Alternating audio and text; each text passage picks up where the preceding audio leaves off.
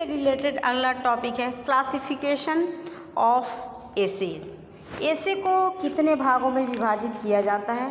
इसके लिए सबसे पहले while writing a piece of composition we may describe an object, narrate a story of adventure, give information about a subject, clearly explanation and exposing it, argue for or against a proposition or imagine a position of which we have no actual experience।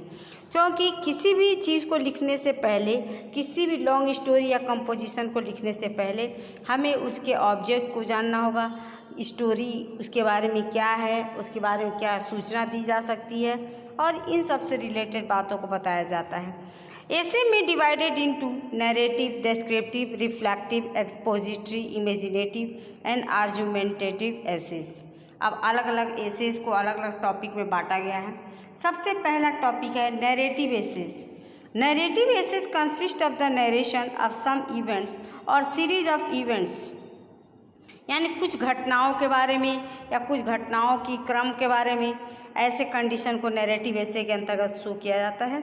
Narrative essay में treat of historical stories of legends, biographies and incident और an natural disaster, a journey, a story, real और imaginary, ये narrative essays के अंतर्गत। Descriptive essays के बारे में, और डिस्क्रिप्टिव एसेस में consist of description of some person, place और थिंग, यानी डिस्क्रिप्टिव का मतलब ही होता है वर्णनात्मक। तो किसी भी चीज़ का वर्णन करना, किसी भी प्लेस, पर्सन और थिंग के बारे में। We ascribe a scene and of an object और a person. We met example, जैसे एनिमल्स के बारे में, प्लांट्स के बारे में, टाउन्स के बारे में, एस्पेक्ट, अलग अलग कंडीशन में बातों को रखा जाता है। नेक्स्ट टॉपिक है रिफ्लेक्टिव एसेज, यानी चिंतनशील, किसी भी बात को रिफ्लेक्ट करना। कि reflective essays consist of reflection और थॉट्स और ऑन सम टॉपिक, किसी भी बात को रियलाइज़ करने के लिए किसी टॉपिक का होना ज़रूरी होता है और उसके बारे में चिंतन किया जाता है। Which is generally of an abstract nature, जैसे ट्रूथफुलनेस, हेरोइज़म, पैट्रियटिज्म और social, political, domestic topics. Next topic है एक्सपोजिटरी एसेज, यानी अर्थ प्रकाशक, यानी an expository essay is an explanation essay. It is generally consist of an exposition of some subject, कि किसी भी सब्जेक्ट का अर्थ क्या है उसके ऊपर प्रकाश डाला जाता है। सब्जेक्ट फॉर एक्सपोजिटरी एसे में भी इंस्टीट्यूशन भी हो सकता है, ऑक्यूपेशन हो जा सकता है, इंडस्ट्रीज हो सकते हैं, ये सारे एग्जाम्पल्स आपके अर्थ प्रकाशक यानी एक्सपोजिटरी एसेस के अंतर्गत आते हैं। फिफ्थ है इमेजिनेटिव एसेज। इमेजिनेटिव का मतलब ये होता है काल्पनिक, यानी कल्पनाशील निबंध।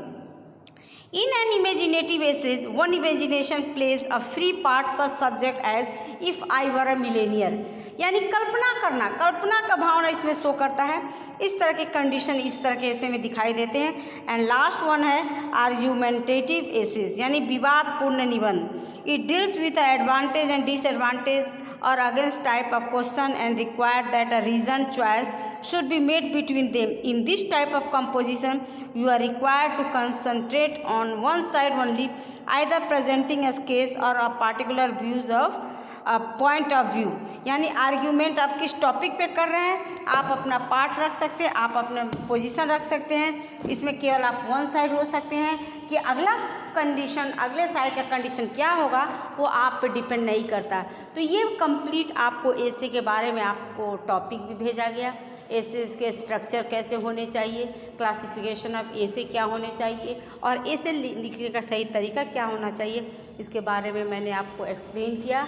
और इसके बाद आप इसे तैयारी करेंगे और बोर्ड में किस तरह से एसे लिखना है, इस तरह से टॉपिक को अपने आप से ढूंढकर घर पर बैठकर इसे सॉल्व करिए और उससे रिलेटेड मैं क्वेश्चन आपको सेंड करते रहूँगी। Thank you and have a nice day.